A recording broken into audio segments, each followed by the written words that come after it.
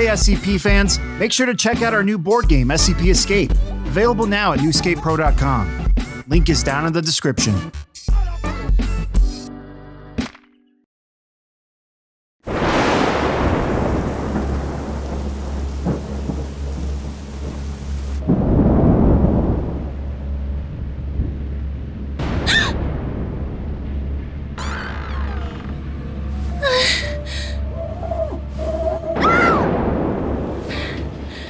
It's not real. It's not real. It's not real. It's not real. Hello? Is someone there?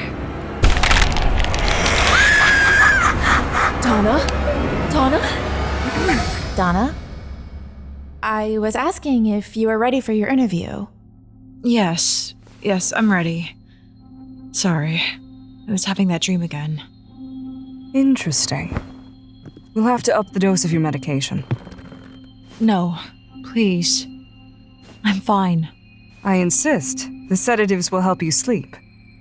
I was just up late talking with her last night. Anything worth mentioning? This transition has just been hard. On both of us. Talking has always been how we work through the changes. Sounds so strange, I know. Never thought I'd say my boogeyman is my BFF. Trust me, if you saw what we did on a regular basis, you wouldn't be surprised in the slightest. Anyway, shall we proceed with the interview? Sure.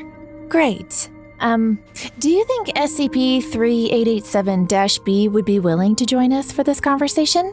Oh, I don't think that's such a good idea. And why is that? Well, as you know, Grenda feeds on fear. Since I've been pretty much disconnected from anything that would have caused me anxiety, she's been getting, well, hungrier. I'm sure we can find some sort of a solution to SCP-3887-B's insatiable appetite. You can call her Grenda if you'd like. I'd rather not. It's best not to humanize the anomalies.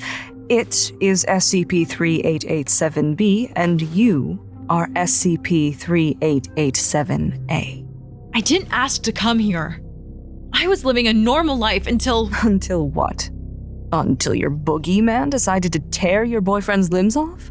She thought I was in danger. She was defending me. She thought... Yes, it was defending you, but under the same principle, when your dog bites the neighbor, it gets put down. Since we have chosen observation over euthanization, you'll have to understand I don't feel the least bit sympathetic towards your situation. You don't know her. You don't know me. Yes, nor do I want to. I don't get in the habit of forming relationships with test subjects.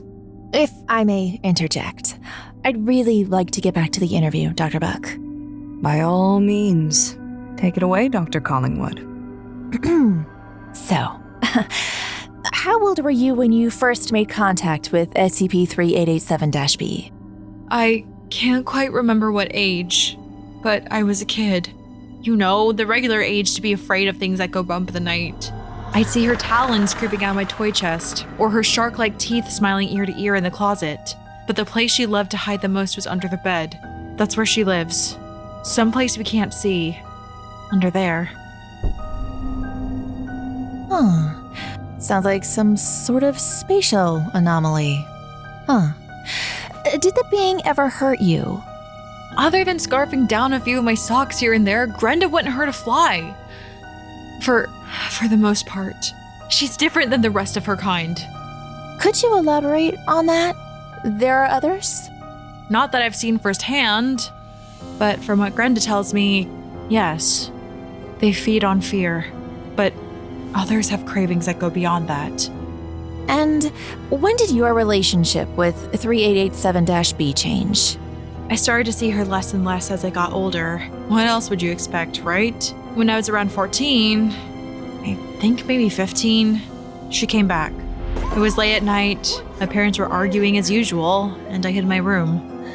I was close to the bed and she touched me.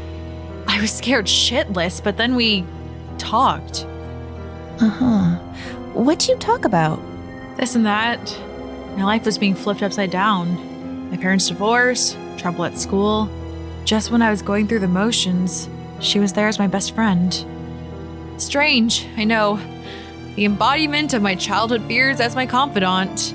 But it's almost therapeutic in a sense.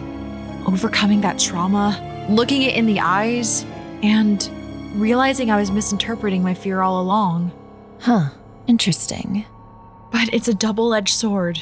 It's the reason for Grenda's suffering.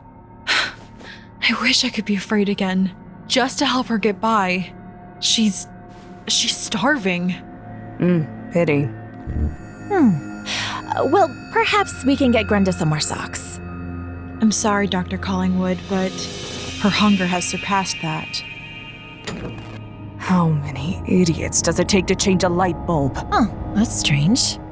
Well, the backup generator should kick in any minute. But why the hell is this door locked? Hello? Guards? Dr. Buck, are you okay? Yes, I'm fine. I just want the door unlocked. She's hungry.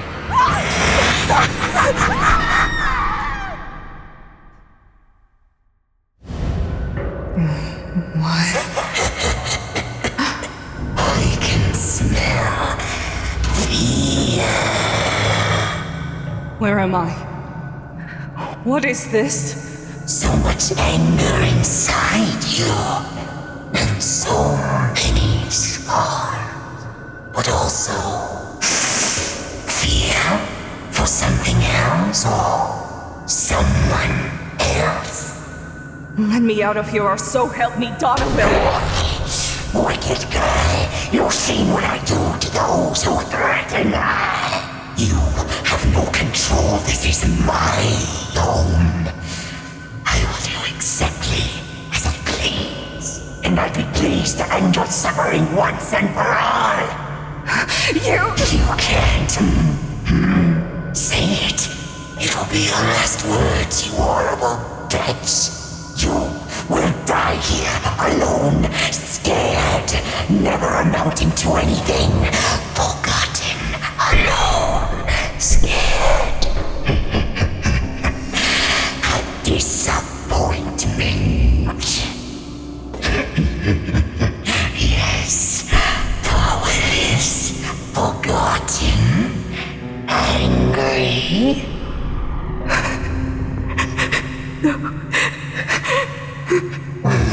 Is something wrong? Why, yes, there is. It is all so very wrong, as if nothing was ever right at all. Don't you feel the walls closing in? Perhaps it is just me, but this room felt a lot larger a few minutes ago, did it not? And the breath. It feels shallow, faint. Is there enough oxygen in here? I'm starting to feel lightheaded myself. I think I'm hyperventilating, twisting, horrible pain, and there's no exit. But I did move. Paralyzed. Stop it! I'm choking.